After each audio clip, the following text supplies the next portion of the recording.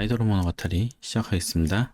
여름이 돼서 다시 방송을 하는데 그 사이에도 이제 항상 하던 대로 몇 번 일본을 갔다 오기도 했고 궁금했던 팀들, 새로 보고 싶은 팀들, 그리고 기존에 다니던 팀들 골고루 보면서 새로 얘기를 꺼내보고 싶은 것들이 요새 좀 많아져가지고 다시 시작을 해보겠습니다. 오늘 준비한 얘기는 큐르린테 시대미 때 2023년 사무소를 옮기고 나서부터 요즘 흐름이 진짜 좋아요. 그래서 처음 결성 때부터 워낙 멤버들도 화려했고 주목을 받던 팀이었기 때문에 지금까지의 흐름 같은 걸 보면 좀 흥미롭게 볼 만한 부분도 있고 해서 준비해봤습니다.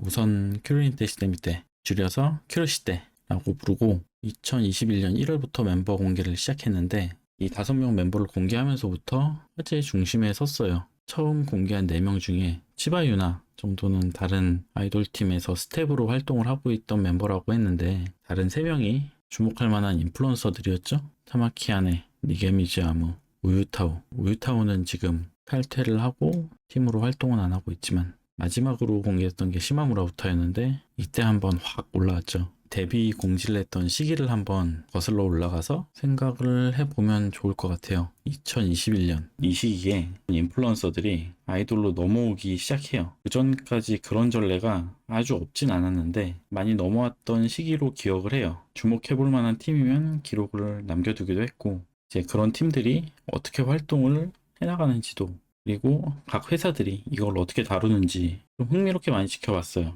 기존 데뷔하던 아이돌이랑은 좀 결이 다르게 활동을 시작을 했거든요. 애초에 인지도가 없이 새로 데뷔하는 팀이면 진짜 백지에다가 이미지를 만들어서 투영을 시키면서 시작을 하지만 이렇게 자기 팬들을 몇십만씩 끌고 들어와서 아이돌을 시작하면은 이걸 베이스로 어떻게 활용을 하는지 보게 되면은 흥미로운 부분이 많았는데 큐로시대는 그런 면이 약하지 않았나 시작을 했어요. 인플루언서라고 한 번에 묶어서 얘기를 하지만 자세히 살펴보면은 개인 유튜버로 시작을 해서 커온 사람들이 있고 그룹 유튜버로 시작을 해서 그 그룹에서 이제 개인으로서 인기를 얻고 개개인으로 독립을 하고 이렇게 넘어오는 경우도 있고 한국에서는 스트리머, BJ라고 부르는데 일본에서는 라이버라고 부르죠. 이렇게 인기를 얻어서 인플루언서라는 위치에 서면은 한 번 더 인기를 뻥튀기 하는 몇 가지 루트가 있었어요. 연예 리얼리티 프로그램들이 제일 대표적이었죠. 그렇게 인지도를 높인 후에 아이돌로 넘어오는 멤버들이 꽤 많았어요. 큐르시대 얘기로 다시 넘어오면은 3명이 인플루언서였고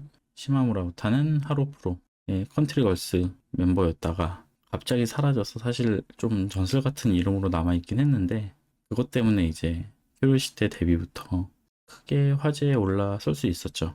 이게 어느 정도였냐면은 이 시마무라 우타의 데뷔 시기 때 팬이었던 다른 아이돌들이 큐르시대랑 같이 하이반 공연을 한다거나 근처에서 공연을 할 경우 찾아와서 인사하고 사진 찍고 그런 화제성에서는 그 당시 정말 큰 팀이었는데 의외로 시작부터 조금 그런 이슈에 비해서는 못 컸던 면이 커요. 그때 제일 팬들이 문제로 꼽았던 게 사무소였죠. 네, 신생 사무소였던 엠프로덕션이었는데 신생이라도 좀 유능한 경영자가 잘 컨트롤을 하면은 잘 되는 경우도 많지만 아무래도 처음이다 보니까 시행착오도 있을 수 있고 그보다 경험이 없어서 좀 운영이 원활히 돌아가지 않았다라고 지금 와서는 이제 판단할 수 있죠. 데뷔 때 멤버들 5명 자체가 그런 화제에 올랐음에도 불구하고 신생 회사에서 시작을 하다 보니까 이 걱정을 하던 팬들이 정말 많았어요. 그런 걱정 하나하나 당시 사장이 진지하게 답변을 하고 자신 있게 이 팀들을 잘 할 수 있고 큐르시대 이후에 3개 팀을 더 만들 거라고 후원을 하면서 그렇게 기대를 모았는데 이 이후에 2개 팀을 더 만들기도 했고 둘 다 좀 잘 안 되기도 했어요. 특히나 원바이원 같은 경우는 조금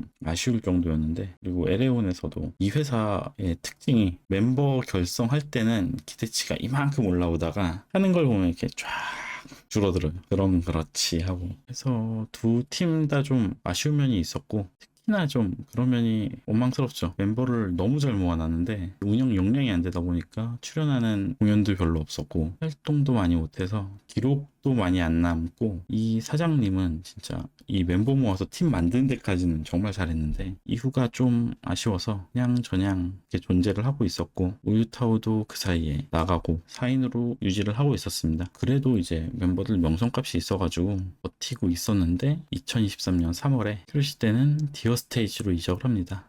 이때부터 하나씩 하나씩 풀리기 시작하는 거죠. 이적 후부터는 정말 탄탄대로를 일주해 나가는 느낌이었어요. 이제 한 1년 반 정도 지났죠. 2023년 3월이었으니까 지금의 위상은 어디까지 올라가는지 펴볼 수 있게 된 건데, 이게 딱 사무소 역량이라고 보여지는 거죠. 역량의 차이. 디어 스테이지 자체가 덴파구미로 성장을 하고 니지콘으로 유지를 해오고 있는 회사인데, 디어 스테이지에서 만들었다고 다 잘 되는 건 아니에요. 그냥저냥 유지를 하는 팀들도 있고, 아이돌이 아닌 다른 분야로 활동하는 팀들도 있고, 생각보다 안 된다면 이제 해산을 시켜서 주요 멤버들만 다른 팀으로 보내서 유지를 하기도 하고, 큐로시테 같은 경우는 디어 스테이지로 옮기고부터 적절한 전략이 들어가면서 또 운 좋게 시대가 흘러가는 방향이랑 큐로시테가 가는 방향이랑 어느 정도 일치한 부분들이 있었어요. 이 얘기가 구체적으로 얘기하면 그런 거예요. 제일 최근의 트렌드를 타고 있는 팀들이라고 생각하면은 호르츠 지퍼, 타카네 나데시코, 아이라이프, 여기서 좀 더 올라가면 초호토키미키 센텐부가 있었고, 내려가면은 이기나리 토호쿠상 있고, 이 두 팀은 둘 다 스타더스트 소속이긴 하지만 이렇게 마케팅의 중심이 이제 유튜브와 쇼츠 위주로 가고, 여기서 동력을 얻어서 이 동력을 공연장으로 끌고 오는 이런 알고리즘으로 커나가는 팀들이 지금은 씬을 좀 압도하는 경향이 있는데, 마침 큐로시테는 멤버 구성도 그렇고 이적을 하기 전후로 해서 나오는 곡들이 그런 곡들이 나와요. 여기에 시마무라 우타라는 아이콘 같은 멤버가 하나 있어서 좀 더 퍼트리기가 좋은 환경이 구축되어 있고, 마지막으로 이런 흐름 자체를 탈 수 있게 환경을 조성해 줄 수 있는 디어 스테이지가 뒤에 버티고 있었다는 게 제일 큰 요소였죠, 아무래도. 그래서 큐리시대를 영입하고서 디어 스테이지가 했던 걸 보면은 딱 이 팀에 맞게, 그리고 제일 잘할 수 있는 거를 제공을 해줬어요. 어울리는 좋은 곡들을 선별해주고 더 많은 공연에 내보내고, 디어 스테이지는 사무소 자체적으로도 공연을 열기 때문에 이 사무소 팬들에게도 많이 보여줄 수 있었고, 그리고 중대형 패스에는 당연히 영향력이 있는 회사이기 때문에 세워줄 수 있었고, 이런 베이스를 만나고 나서부터 진짜 날개를 달기 시작합니다. 그래서 지금은 채널에 100만이 넘는 영상도 나오고, 비교적 올해 여름에 좀 좋은 무대들을 받고 있죠. 특히나 큰 패스로 갈수록 좋은 무대를 받는 게 인기만을 기준으로 주는 게 아니라 회사들 간의 이 정치력에 영향을 많이 받기 때문에 소속 사무소의 힘이 굉장히 크게 작용을 해요. 그래서 반대로 생각하면은 작은 회사 팀인데 큰 무대로 올라가고 메인급이 되는 무대에 올랐다. 이거는 이 팀이 그 시기를 정말 전성기를 보내고 있다는 뜻일 수가 있어요.